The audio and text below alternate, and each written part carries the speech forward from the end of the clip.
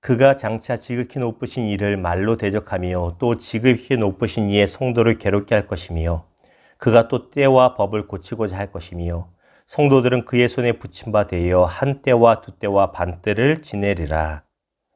그러나 심판이 시작되면 그는 권세를 빼앗기고 완전히 멸망할 것이요 나라와 권세와 온 천하 나라들의 위세가 지극히 높으신 이의 거룩한 백성에게 붙임 바 되리니 그의 나라는 영원한 나라이라.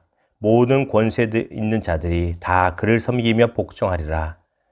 그 말이 이에 그친지라. 나 다니엘은 중심에 번민하였으며 내 얼굴빛이 변하였으나 내가 이 일을 마음에 간직하였느니라. 아멘. 오늘 말씀을 가지고 그날을 적극적으로 기다리십시오 라는 주제와 제목으로 주의 마음을 같이 나누기를 원합니다. 이 KBS 다큐 채널 중에 역사 채널인 그날이라고 있습니다. 여러분 보신 적 있을 줄 압니다. 그날이라고 하는 역사에 대한 세계사와 한국의 역사의 사건, 어떤 핵심적인 사건을 가지고 다루는 그날이라고 하는 프로그램입니다. 참 유익하고 좋습니다. 역사를 좋아하다 보니까 가끔씩 보고 또 즐기게 됩니다. 근데 역사 채널을 보면서 참 신기한 것이 무엇인지 아세요? 제 머리로 이해가 안 되는 것. 그것이 무엇이냐면 어떻게 이렇게 뒤집어지는 그날이 올 수 있는가? 어떻게 이렇게 풀어지는, 막혀있던 것이 풀어지는 그날이 올 수 있는가? 이것입니다. 예를 들면 2차 세계대전 당시에 독일의 히틀러, 나치에 의해서 유럽 전역이 다 점령이 당했습니다. 거의 영국, 섬나라이기 때문에 영국 하나 빼고는 다 점령당했는데 누가 봐도 끝난 게임인데 어떻게 전세가 역전돼서 독일이 패망했는가? 신기합니다. 아시아도 마찬가지죠. 일본군에 의해서 아시아 전역이, 우리나라까지 포함해서 아시아 전역이 거의 다 점령을 당했습니다. 중국도 반 이상 점령을 당했습니다. 그런데 어떻게 일본이 패망하는 그날이 오게 되었는가? 이거 참 신기하지 않습니까? 물론 인간적으로 보면 많은 사람의 희생이 있었고 노력이 있었습니다. 땀이 있었습니다. 그거 맞습니다. 그런데 신앙의 눈으로 보면 하나님께서 역전시키시는 결정적인 그 날이 있었다는 것입니다. 아무리 악인이 히틀러가 일본이 오래 평생 지배할 것 같고 힘이 있을 것 같지만 아니란 것입니다.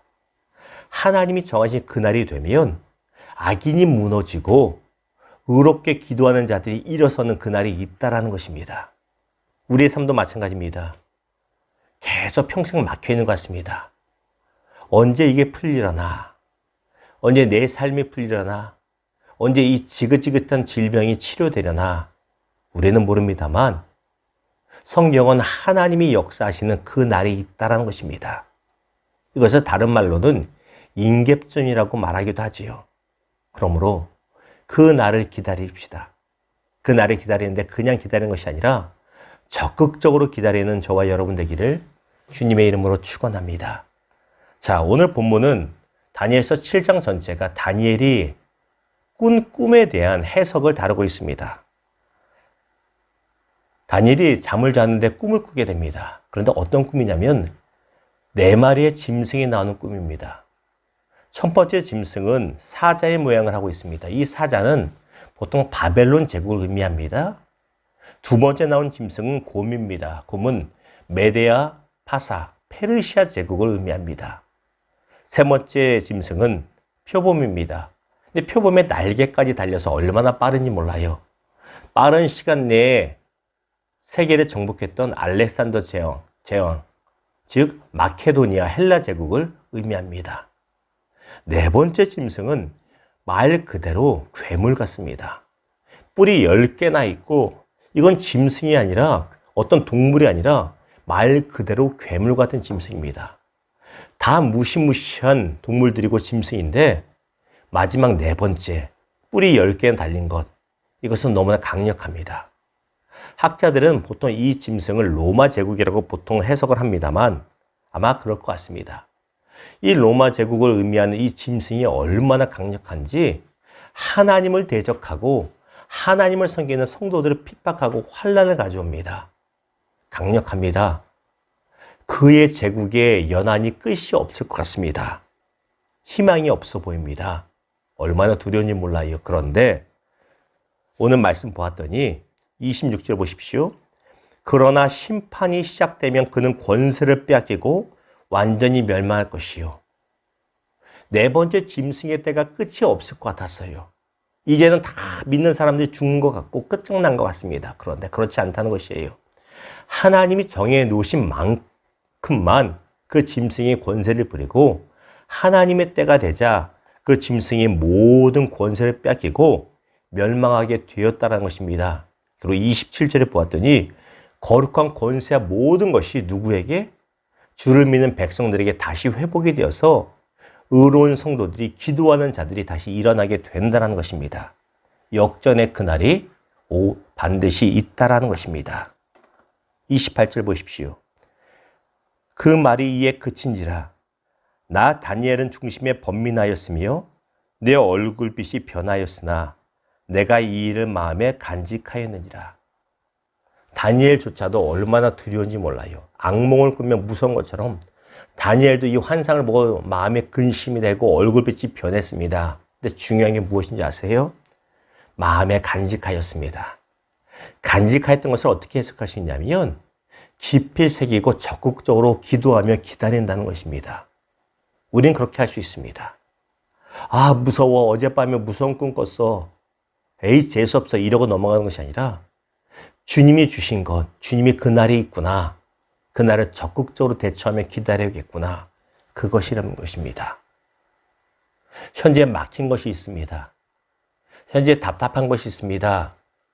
현재 나에게 어려움이 되고 두려운 것이 있습니다. 그러나 우리 주님께서 풀어주시고 역전시킬 그날이 있습니다. 이 사실 믿으시고 적극적으로 기다리는 저와 여러분 되기를 주님의 이름으로 축원합니다. 말씀을 맺겠습니다. 마태복음 25장에 보면 열 처녀 비유가 나옵니다. 여러분 무엇인지 아시죠? 신랑이 혼인날이 되어 신랑이 와야 되는데 몇 시에 올지를 모릅니다. 신랑을 맞이해야 되는데 10명의 처녀가 다 기다립니다. 똑같이 기다리는데 5은 적극적으로 기다리고 5은 시간아 가라 대충 기다리자 그러고 있습니다. 적극적으로 기다린다는 말은 신랑이 올 때 마중 나갈 때 부족함이 없도록 기름을 준비하고 늘 다시 말하면 기도 생활을 끊임없이 하고 내가 삶 가운데 준비해야 될 그 실력을 꾸준히 쌓으며 기다리는 것입니다. 언젠가 때가 오면 내가 맞으러 가야지. 반면에 미련한 5처녀는 기름도 준비하지 않습니다. 기도 생활도 하지 않고 예배 생활도 대충이고 내 삶 가운데 준비될 실력도 쌓지 않고 대충 시간만 때웁니다. 누가 보면 기다리는 건 똑같습니다. 같은 장소에서. 그런데 결정적인 그날이 임했을 때 결과가 다릅니다. 적극적으로 기다렸던 지혜로운 5처녀는 혼인잔치에 들어가고 5명은 아무것도 아닌 상태로 문이 닫히고 말았다라는 것입니다. 언제인지는 모르지만 그 날은 반드시 옵니다. 그러나 그날이 왔을 때 우리 각자가 누리는 결과는 다를 수 있다는 것입니다. 어제 TV 프로그램 하이라이트 중에 싱 어게인인가 하는 것을 아내와 함께 보았습니다. 과거에 유명했고 지금은 전혀 유명하지 않은 가수들, 또 오랫동안 무명생활을 했던 진짜 무명 가수들이 기회가 주어졌을 때 자신의 실력을 드러내는 것입니다. 심사위원으로 나와 있는 유명한 현직 가수들이 다 놀래요. 분명히 무명인데 얼마나 적극적으로 그 날을 기다렸는지 실력이 엄청난 겁니다. 보면서 참 마음에 도전이 되고 감동도 되었습니다. 아무도 알아주지 않는 가수의 길. 연예인들 보통 그렇잖아요. 길면 10년 이상 그렇게 기다리지만 그 10년이라는 시간을 시간만 흐른 것이 아니라 적극적으로 기다린 사람들. 그게 티가 납니다. 그리고 그때 이름이 호명이 됩니다. 우리 주님의 날이 그렇습니다. 지금은 언제인지 모릅니다만 반드시 주님이 역사하신 그날이 옵니다. 그 날을 기다릴 때 적극적으로 기도하며 믿음으로 소망하며 내게 주어진 것에 열심으로 최선을 다하는 실력을 쌓아가는 저와 여러분 되기를 주님의 이름으로 축원합니다. 기도하겠습니다.